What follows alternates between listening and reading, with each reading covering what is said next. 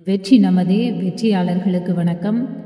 முதுகலை தமிழாசிரியர் பாடத்திட்டத்தில் இலக்கண பகுதியில் இப்போ நம்ம அறுவகை இலக்கணத்தில் கொடுத்துருக்கக்கூடிய புலமை இலக்கணம் அதை பற்றி தான் இப்போ நம்ம நினச்சிக்கிறோம் பார்த்துட்ருக்குறோம். இந்த சேனலை இப்போ தான் முதல் முறையாக பார்க்குறீங்க அப்படின்னா சப்ஸ்கிரைப் பண்ணிக்கோங்க.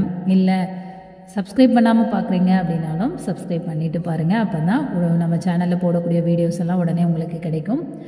சரி, இப்போ இதுவரைக்கும் இந்த புலமை இலக்கணத்தில் முதல் 10 நூற்பாக்கள் ஒரு காணொலியாக பதிவிடப்பட்டிருக்கிறது. நம்முடைய குழுவில் இருக்குது, அதை பார்த்துக்கோங்க. இது அடுத்த நூற்பா. குறைபடும் புலவோர் கூறும் குற்றம் அஞ்சி பாடாது அயப்பது பிழையே. அதாவது இதில் குறைபடு புலவோர் கூறும் குற்றம், தன்னுடைய மனதில் முழுமையாக குறைபாடு உடைய புலமை உடையவர்கள் கூறக்கூடிய குற்றத்தை எண்ணி இது நமக்கு குற்றம் ஏற்பட்டுருச்சு, அதனால் நம்ம இனிமேல் என்ன செய்யக்கூடாது, பாடக்கூடாது, இதை பாடுறதுக்கு நம்ம கவிதை எழுதுவதற்கோ அல்லது ஏதோ ஒரு காரியத்தை செய்வதற்கோ இது ஒரு தடங்கல் அப்படின்னு நினச்சி அதை அப்படியே என்ன செய்யக்கூடாது, விடக்கூடாது. அப்படி விடுவது தவறு அப்படின்னு நினச்சிடறாரு சொல்கிறாரு. அயப்பது அப்படிங்கிறது சோர்வடைவது. அடுத்ததாக அடுத்த பாடல் பாருங்க. உண்மை புலவோர் உரை செய்யும் உபாயம் நன்னி கொள்வது நலமிக தருமே. உண்மை புலவோர், அதாவது உண்மையிலேயே கல்வி கேள்வியில் சிறந்த சான்றோர்கள் சொல்லக்கூடிய உபாயம், சொல்லக்கூடிய கருத்துக்கள், வழிமுறைகள், இது எல்லாத்தையுமே நன்னி கொள்வது, மனமகிழ்ந்து அதை ஏற்றுக்கொள்வது நலமிக தருமே, மிக அதிகமான நன்மையை தரக்கூடியதாக அது என்ன செய்யும், இருக்கும்.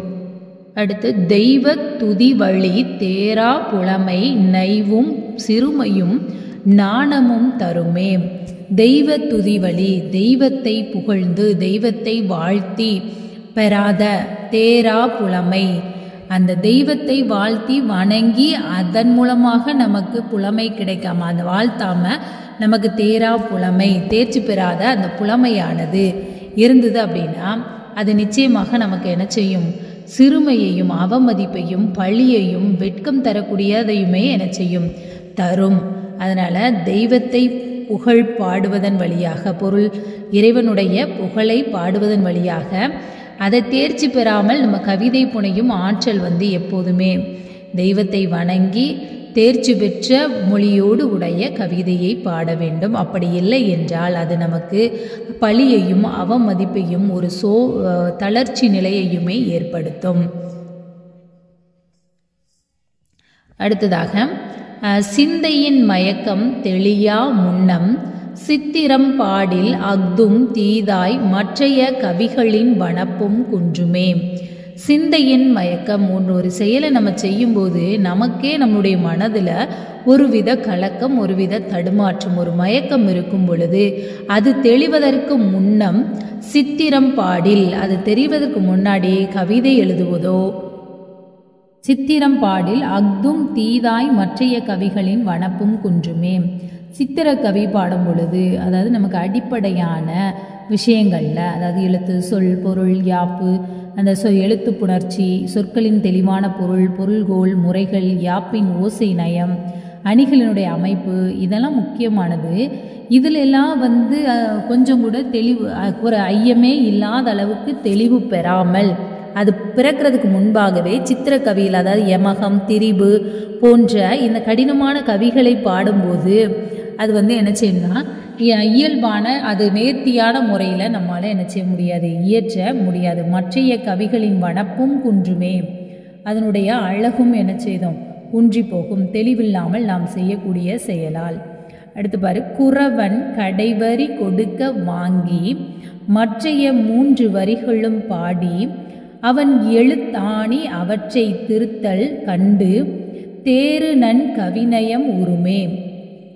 குறவன் அப்படிங்கிறது இங்கே ஆசிரியர். ஆசிரியர் என்ன செய்வார்னா கடைவரி, கடைசி வரி, இப்போ ஒரு வெண்பாவில் 4 வரிகள் இருக்கிறது அப்படின்னு சொன்னால் அதில் கடைசி வரியை ஆசிரியர் கொடுக்க அதை வாங்கி மற்ற 3 வரிகளையும் பாட வேண்டும். அவன் பாடி முடித்த பிறகு ஆசிரியர் அதை வாங்கி என்ன செய்ய வேண்டும், திருத்த வேண்டும். திருத்தி இதில் இருக்கக்கூடிய ஒரு குற்றமும் இல்லை, குற்றமற்றதாக அழகுடையதாக தேறு நன்கவி நயம் உருமே. அப்படி தேரக்கூடிய கவிதையானது நலம் பெறக்கூடியதாக சிறப்புடையதாக இருக்கும். அடுத்து பாருங்க, நாடகம் கொச்சகம் ஆதிய தொட்டு பாடல் இனிது என பகர்வது முறையே. நாடகம் நாடக தமிழில் அமைந்த பாடல்கள், அந்தது கொச்சம் ஆதிய தொட்டு கொச்சக கலிப்பா, அதுக்கப்புறம் இந்த பாடல் இனிது, இந்த மாதிரியான வகைகள் எல்லாம் இயல்பாக அமைந்து உருவுது. அதுதான் எனது இனிமையான ஒன்றாக நிச்சயம் இருக்கிறது. அதுதான் நாடகம் கொச்சகம் இந்த ரெண்டும் ஆதிய தொட்டு பாடல், இந்த இரண்டையும் ஆதினா முதலில் தொட்டு பாடலானது தொடங்கும் பொழுது அது என்ன செய்யும், ரொம்ப அழகான முறையாக பகர்வது இனிது என பகர்வது முறையே. அடுத்ததாக பார்த்தோம் அப்படின்னா, விருத்த பாநிலை தேரும் முன் கட்டளை கலித்துறை ஆதிய கழறுதல் பிழையே. விருத்த பாநிலை, விருத்த பாவில் ஆசிரிய விருத்தம், அந்த மாதிரி விருத்த பாவில் தேரும் முன், அதில் தேர்ச்சி அடைவதற்கு முன்பாக, தெளிவு பெறுவதற்கு முன்பாக கட்டளை கலித்துறை முதலிய பாடல்களை பாடுவது என்னது கலறுதல் அப்படிங்கிறது என்னென்னா அந்த பாவினங்களை பாடுவது, அது பாட முற்படுவது அப்படிங்கிறது மிகவும் தவறான ஒரு செயலாக குறிப்பிடப்படுகிறது. ஆசிரியப்பா அதன் நிலை அறிந்து பின் கழிப்பா வெண்பா கலரத் தகுமே. இங்கே முதல்ல பாருங்கள், இதில் ஈஸியாக படிக்க வேண்டியது எதுவாமா, விருத்தம் படிக்காமல் கட்டளை கலித்துறை படிக்கிறது எழுதுறது கஷ்டம். அப்போ அது ஞாபகம் வச்சுக்கோங்க, எது படிக்காமல் எது அப்படிங்கிறத, இங்கே விருத்தம் இங்கே கட்டளை கலித்துறை. இதில் விருத்தப்பாடலில் தேரும் முன், அதை தேர்ச்சி அடைவதற்கு முன்பாக கட்டளை கலித்துறையில் எழுத முற்படுவது தவறு. அதே மாதிரி அடுத்தது பாருங்க, ஆசிரியப்பா அதன் நிலை அறிந்து பின் கலிப்பா வெண்பா கலரத் தகுமே. ஆசிரியப்பாவினுடைய வகையை முதல்ல யாப்ப மீதி நன்கு தெரிஞ்ச பிறகு, அதன் நிலை நன்கு அறிந்த பின்பு கலிப்பா வெண்பா இது எல்லாத்தையும் என்ன செய்ய வேண்டும், தெரிந்து கொள்ள வேண்டும். வெறும் ஆசிரியப்பாவை முதல்ல எழுத படிக்கணும், அதுக்கப்புறம் மற்றதை வெண்பா கலிப்பா வஞ்சிப்பா இதெல்லாம் அதன் பின்பாக எழுத தெரிந்து கொள்ள வேண்டும் அப்படின்னு சொல்கிறார். அடுத்து வெண்பா அதன் நிலை விளங்கும் முன்னம் வண்ணம் பாடுதல் வழக்கம் அன்றே. வெண்பாவினுடைய யாப்பு முறைகள், அதனுடைய முறை என்ன, அது என்ன தலைகள் வரும், என்ன சீர் எப்படி வரும், என்ன இது எல்லாம் இயல்பாக இருக்கும் பொழுது அதன் நிலை விளங்கும் முன்னம், அதை நன்கு அறிந்து கொள்வதற்கு முன்பாக வண்ணம் பாடுதல், சந்த கவிகள் எல்லாம் பாடுவது வழக்கத்திலே கிடையாது. அதான் வழக்கம் அன்றே. வண்ணம் அப்படிங்கிறத என்ன சொல்கிறாங்கன்னா, வாக்கில் சந்த கவிகளுக்கே உரிய பெயர். வண்ணம்ங்கிறது சந்த கவிகளுக்கே உரிய பெயர். தொல்காப்பியம் கார்கை கூறும் வண்ணத்தோடு குழப்பிக்கொள்ளல் ஆகாது, ரெண்டும் வேறு வேறையாக சொல்லுது, அதனால் குழப்பிக்கொள்ளக்கூடாது. அடுத்த பாடலாக நம்ம பார்க்குறது பிரபந்த தொகை பேசி தேறி காவியம் பாடி கழிவுபடாதே. பிரபந்த தொகை அப்படிங்க என்னென்னா மாலை அந்தாதி, அந்த பிரபந்தம், அந்த சிற்றிலக்கியங்கள், அந்த சிற்றிலக்கியங்களில் வரக்கூடிய இந்த வகைகளில் மாலை அந்தாதி பிள்ளை தமிழ் களம்பகம் இதில் எல்லாம் நல்ல தேர்ச்சி பெற்றதுக்கு அப்புறமா தான் காவியங்கள், அதாவது சிற்றிலக்கியங்கள் எழுத தொடங்கினதுக்கு அப்புறமா தான் காப்பியங்கள் என்ன செய்ய வேண்டும், எழுத வேண்டும் அப்படிங்கிறத அவர் என்ன செய்கிறார், குறிப்பிடப்படுகிறது. இதில் அடுத்ததாக பார்த்தோம் அப்படின்னா, அடுத்த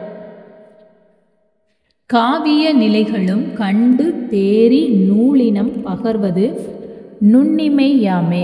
நல்ல காவிய புலமை அது கண்டு தேர்னதுக்கு அப்புறமா தான் அப்படியே இலக்கணங்கள் எல்லாம் தெரிந்து நடந்த பின்பு தான், பிறகுதான் இலக்கணம், தத்துவம், ஜோதிடம், மருத்துவம் போன்ற அறிவு நூல்கள் இயற்றத் தொடங்குவது அறிவுடைமையாக நிச்சயம் இருக்கும். தேறி நூலினம் பகர்வது, அந்த நூலினுடைய இலக்கணம், தத்துவம், ஜோதிடம், மருத்துவம் போன்ற நூல்கள் எல்லாம் இயற்றுவது சிறப்பாக நிச்சயம் இருக்கும். அடுத்து சொல் நிறம் தன் நெஞ்சு அறியா தோன்றும் அளவும் புலமையின் அவா அடங்காதே. சொல் நிறம் தன் நெஞ்சு அறிய தோன்றும் அளவும் புலமையின் அவா அடங்காதே. சொற்களின் நிறத்தை தன்னுடைய உள்ளம் உணரப்படியாக, சொல் நிறம் தன் நெஞ்சு அறிய தன்னுடைய உள்ளம் உணரும்படியாக அளவும் புலமையும் அளவும் புலமையும் உடையதாக. ஆவா அப்படின்னா வேக்கை வந்து என்ன செய்யாது, என்றுமே தீராததாக நிச்சயம் இருக்கும். அடுத்ததாக எவ்வித கவிகளும் பாடும் இரும் திரள் வரினும் பணுவலை மறுத்தும் தானே எழுதா நலம் நினைத்து ஏங்கல் இயல்பே. அங்கே எல்லா வகையான நூல்களை இயற்றக்கூடிய ஒரு அருமையான ஒரு திறமை கிடைச்சாலும், பாடும் இரு திரள் அப்படியே இந்த ஒரு இது கிடைச்சாலும் அந்த பணுவலை மறுத்து தாம் எழுதுகிற அந்த நூலை மறுத்து தானே எழுதா நலம் நினைத்து திரும்ப அதையே திருத்துவதற்கான முறையை என்ன செய்கிறது, தானே கொண்டு இருக்கக்கூடிய பண்பு வந்து மிக உயரிய பண்பு, மிக சிறந்தது அப்படின்னு சொல்லி என்ன செய்யறது. அதனால் அது ஒரு தலைமாணாக்கனுடைய மிக சிறந்த பண்பாக இயல்பாக அது என்ன செய்யும் இருக்கும். அடுத்தது